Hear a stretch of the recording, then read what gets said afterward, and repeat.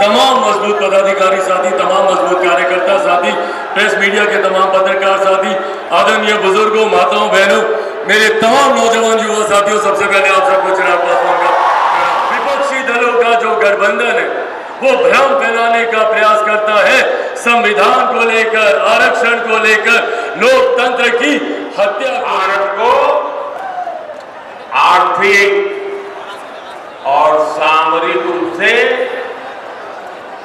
शक्तिशाली बनाने के लिए चुना। लोकतंत्र की मजबूती के लिए वोट देने का अपना कर्तव्य निभाना ही चाहिए। हमें एक कदम भी पीछे नहीं रहना। के फारबिसगंज में चुनावी सभा को संबोधित करते हुए प्रधानमंत्री नरेंद्र मोदी ने कहा, 2024 का चुनाव बिहार को मजबूत और समृद्ध बनाने का है। बिहार के लोगों में परिश्रम का जज्बा है।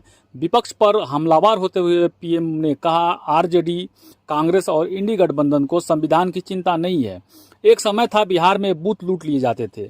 देश की ईमानदार जनता को ईवीएम की ताकत मिली है। विपक्ष इसीलिए ईवीएम हटाने की मांग कर रहे हैं। सुप्रीम कोर्ट ने कुछ देर पहले ऐसे पार्टियों को गहरा झटका दिया है। यह लोग अपनी निजी स्वार्थ के लिए ईवीएम को बदनाम करने में लगे हुए हैं। इन्होंने लोकतंत्र के साथ लगातार विश्वासघात करने की कोशिश की है। आज इन्हीं लोगों को देश की सर्वोच्च अदालत ने ऐसा करारा तमाचा मारा है। पीएम ने इस मौके पर बाबा साहेब अम्बेडकर अमर रहे का भी नारा लगाया है। राजद, कांग्रेस और इंडी गठबंधन के लोगों का उद्देश्य है लोगों से छीनना। इन दोनों पार्टियों ने बिहार के लोगों को विकास के लिए तरसा कर रखा है। इन दोनों पार्टियों ने मिलकर बिहार के करोड़ों लोगों को दाने दाने का मोहताज बना दिया है। किसी के पास खेत खलियान नहीं है, नौकरी के बदले जमीन छीन ली। यही जंगल राज का राजद और कांग्रेस के शासन का तरीका था। बीजेपी के लोगों ने बिहार को उस जंगल के रास्ते से बाहर निकाला है। केंद्र सरकार चाहती है हर लाभार्थी के दरवाजे पर योजना का लाभ पहुंचे। इसीलिए बिहार के लोगों को 50,000 करोड़ रुपए से ज्यादा सीधा दिल्ली से आप लोगों के खाते में भेजे गए हैं। अररिया और सुपौल के किसानों के खाते में पीएम किसान निधि के रूप में रुपए भेजे गए। अररिया और सुपौल के लोगों को 3 लाख पक्के घर मिले हैं। बहनों की सुविधा के लिए नल से जल मिला है और शौचालय मिला है। और सरकार की मुफ्त राशन की योजनाओं से माताओं और बहनों की बहुत बड़ी चिंता समाप्त कर दी गई है। 5 लाख तक के मुफ्त इलाज वाले आयुष्मान कार्ड भी दे दिया गया है। पीएम ने कहा, मैं आप ही की तरह गरीब परिवार से आया हूं। राजद और कांग्रेस आपका हक छीनने से बाज नहीं आ रहे हैं। पिछड़ों और आदिवासियों के आरक्षण का हक छीनने की गहरी साजिश हो रही है। यह बात मैं पूरी जिम्मेदारी से कहता हूं। पीएम ने कहा कि बाबा साहेब अम्बेडकर ने कहा है, धर्म आधारित आरक्षण नहीं हो सकता और कांग्रेस चाहती है कि धर्म आधारित आरक्षण हो। बता दें कि प्रधानमंत्री अररिया में भाजपा प्रत्याशी प्रदीप कुमार सिंह के पक्ष में चुनावी सभा करने आए थे। अररिया में तीसरे चरण में 7 मई को मतदान होना है। देश को भी जानना चाहिए, इंडी गठबंधन ने 10 वर्षों तक इस मानसिकता से सरकार, भाइयों बहनों, मैं खुद करके कह रहा हूं, गाने से कह रहा हूं, इस देश के जो संसाधन है, इस देश की जो भी संपत्ति है, इस देश की जो की संभावना है, अगर उस पर पहला किसी का हक है तो मेरे देश के गरीब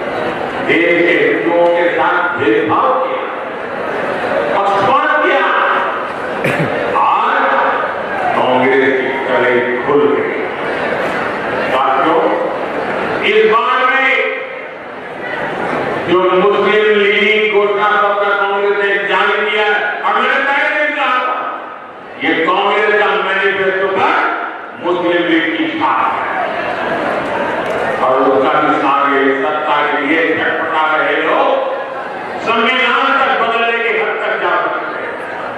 भाइयों बहनों, हमारे बीच के नेतृत्व में इतने सालों से हम मिलकर सरकार चला रहे हैं।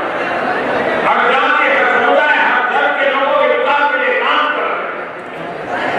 हमने किसी से कुछ नहीं सीखा, संविधान के हिसाब से सबको ध्यान रखा, लेकिन कांग्रेस और आरजेडी ने स्वीकार किया अपने स्वार्थ में संविधान की मूल भावना के खिलाफ जाते।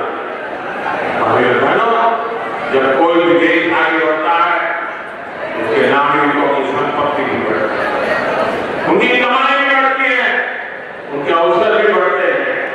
बीते 10 वर्षों में भारत की संपदा, भारत के संसाधन कई गुना बढ़े। अब आपने बताइए, ये जो देश के संसाधन है इन पर पहला हक गरीबों का है, मेहनत लोगों का है नहीं है, जो देश को बनाते हैं उनका हक है नहीं है। ये हक आपका है और मोदी आपका। ये हक गरीब का, दलित का, पिछड़े का, आदिवासी का है। लेकिन आज भी जो कांग्रेस का कहना है इन संसाधनों पर पहला हक उनके वोट बैंक का आप लोगों का। कांग्रेस ने कहा है तो आप लोगों की संपत्ति का, आपकी जमीन का, आपके खेत का, महिलाओं के गहनों का, स्त्री धन का, अरे मंगलसूत्र की भी जांच करवाएंगे। उन्होंने घोषणा की एक्सरे लेकर एक्सरे निकालेंगे अगर सरकार की बड़ी और आपके घर में क्या पड़ा है, कहीं गहना दबा के छुपा के तो नहीं रखा, ये सारा हिसाब किताब निकालेंगे और फिर आपके पास जो भी थोड़ी बहुत संपत्ति होगी वो छीन कर उसे अपने लोग वोट बैंक को दे। मुझे बताइए, आपके हक का, आपकी मेहनत की कोई भी चीज ये अगर छीनना चाहते हैं, ये खुली लूट होगी कि नहीं होगी? ये खुली लूट होगी कि नहीं होगी? साथियों, हमारे गांव में सामान्य परिवार के पास कच्चा पक्का छोटा सा घर होता है, खेत खलिहान होता है, कई बार खेत घर अपने पुरखों से माता पिता से मिलते हैं और कई बार वो खुद भी खरीद लेता है। आप सोचते हैं कि आपके जाने के बाद ये आपकी संपत्ति आपके बच्चों के काम आएगी, लेकिन कांग्रेस ने नई योजना बनाई है कि आपकी संपत्ति को भी आप अपने बच्चों को पूरी नहीं दे पाएंगे। वो कहते हैं 50% से ज्यादा, आधे से अधिक संपत्ति ये कांग्रेस वाले कहते हैं कि आरजेडी वाले उनकी सरकार बनेगी तो जब्त कर लेंगे, 70 से छीन लेंगे। आप अपने बच्चे को जो संपत्ति देना चाहते हैं, आपके खुले जाने के बाद कांग्रेस पर 55% टैक्स लगाना चाहती है। और इसलिए आज देश में एक नया नारा गांव-गांव से सुनाई दे रहा है, हर गरीब के घर से सुनाई दे रहा है और नारा कह रहा है कांग्रेस की लूट, कांग्रेस की लूट, जिंदगी के साथ भी, जिंदगी के बाद भी। साथियों, इनकी गठबंधन की सोच को एनडीए को दिया आपका वोट रोक सकता है। उनको रोकने की ताकत आपके वोट में है। आप मुझे आशीर्वाद दीजिए, मैं जान से लड़ूंगा, लेकिन उनके ऐसे मंशों को पार नहीं हो सकता।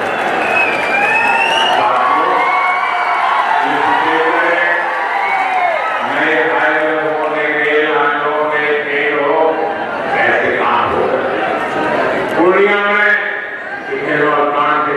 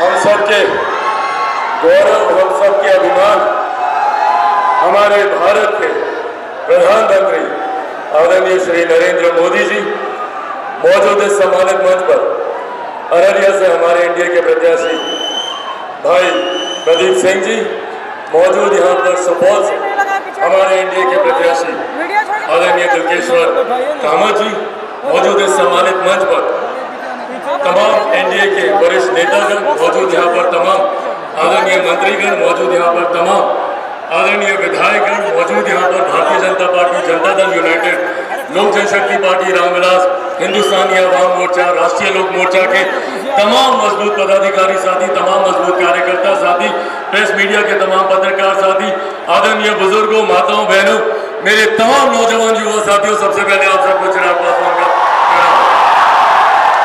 साथियों, आज जब दूसरे चरण का मतदान हो रहा है, आप लोगों को कुछ कहने बताने की जरूरत नहीं है। आप सबने मन बना लिया है और जनता आज की तारीख में हम नेताओं से कई आगे है। जो विश्वास प्रधानमंत्री जी ने पिछले 10 सालों में अपने कार्यों से अर्जित किया है, जिसको हम सब प्यार से मोदी की गारंटी कहते हैं, वो विश्वास इतना ज्यादा है कि आज किसी को ये बताने की जरूरत नहीं है कि एनडीए के किस प्रत्याशी के प्रति आप मतदान करें, किसको आप जिताएं, क्योंकि ये मन आप लोग बना चुके हैं। कारण है इसके पीछे, कारण है जिस तरीके से हमारे प्रधानमंत्री जी ने एक के बाद एक देश में गरीब कल्याण की योजना लेकर आए, जिसने भारत की न सिर्फ अर्थव्यवस्था को मजबूत करने का काम किया, बल्कि बुनियादी जरूरतों तक, महिलाओं के शौचालय तक की चिंता प्रधानमंत्री जी ने करने का काम किया। एक तरफ जहां हमारा एनडीए गठबंधन विकास के मुद्दे पर हर रोज आगे बढ़ने का काम कर रहा है, प्रधानमंत्री जी ने हम सबको लक्ष्य दिया कि 2047 तक हम लोगों को भारत को एक विकसित देश बनाना है। भारत विकसित देश तब बनेगा जब भारत का हर राज्य विकसित बनेगा, जब हमारा हर एक जिला विकसित बनेगा, हमारा हर एक प्रखंड विकसित बनेगा, हमारी हर एक पंचायत, हमारा हर एक गांव विकसित बनेगा। ये लक्ष्य प्रधानमंत्री जी का 2047 तक का है। पर ठीक इसके विपरीत विपक्षी दलों का जो गठबंधन है, वो भ्रम फैलाने का प्रयास करता है, संविधान को लेकर, आरक्षण को लेकर, लोकतंत्र की हत्या को लेकर। ये एक ऐसा विपक्ष है जो पूर्णतः मुद्दाहीन है। इनके पास कोई उठाने के लिए मुद्दा नहीं है, तो डराने की राजनीति की जाती है कि संविधान को समाप्त कर दिया जाएगा, आरक्षण को समाप्त कर दिया जाएगा।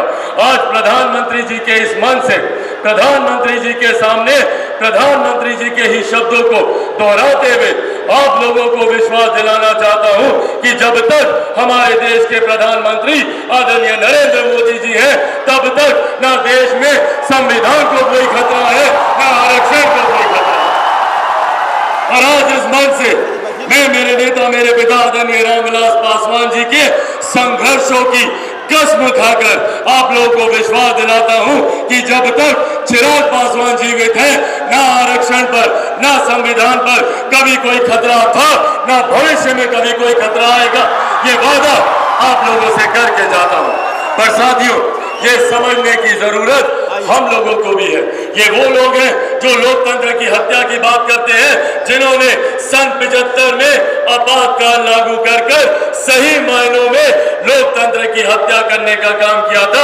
आज ये लोग हम लोग को लोकतंत्र की दुहाई देने का काम करते हैं। हकीकत है, जिन्होंने अपनी अपनी व्यक्तिगत महत्वाकांक्षाओं के लिए अपने सिद्धांतों से समझौता किया, ये जयप्रकाश नारायण जी की धरती है। बिहार उनके सिद्धांतों पे चलने वाला प्रदेश है। उस वक्त की पीढ़ी ने एकजुट होकर, एकत्रित होकर जयप्रकाश जी का समर्थन करने का काम किया। और कई उनके अनुयायी हैं जो अपने आप को उनका अनुयायी बताते नहीं सकते, पर आज उसी कांग्रेस की गोद में बैठे हुए हैं जिसके लिए जयप्रकाश जी ने कांग्रेस को सत्ता से बाहर उखाड़ फेंकने के लिए संपूर्ण क्रांति का नारा देने का काम किया था। आज ये लोग उन्हीं के साथ मिलकर गठबंधन में बैठे हैं। साथियों, अब ये हम लोग को चुनना है। क्या हम लोग को गाली देने वाली सरकार को चुनना है या आपको सम्मान देने वाली सरकार को? एक तरफ वही राजद है जिन्होंने 90 के दशक में बंद कर दिया था। आज वही लोग माँ बहन बेटियों को खुलेआम गाली देने का काम करते हैं।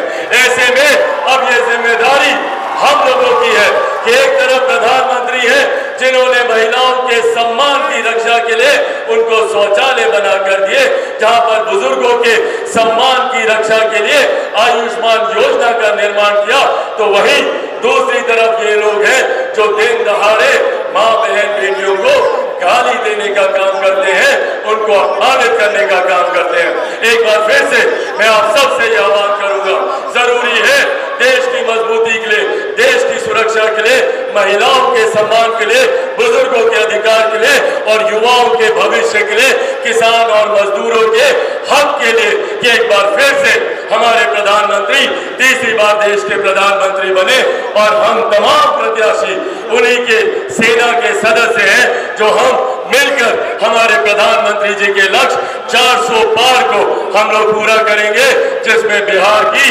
40 सीटों का महत्वपूर्ण योगदान रहेगा। सब लोग तैयार है ना? एक बार दोनों हाथ उठाकर जोरदार ताली से हमारे प्रधानमंत्री जी को अपना विश्वास दें, जोरदार ताली बजाकर। एनडीए गठबंधन जिंदाबाद, एनडीए गठबंधन जिंदाबाद, आदरणीय प्रधानमंत्री नरेंद्र मोदी जिंदाबाद, आदरणीय प्रधानमंत्री नरेंद्र मोदी जी जिंदाबाद। बहुत बहुत धन्यवाद साथियों। जय हिंद, जय बिहार।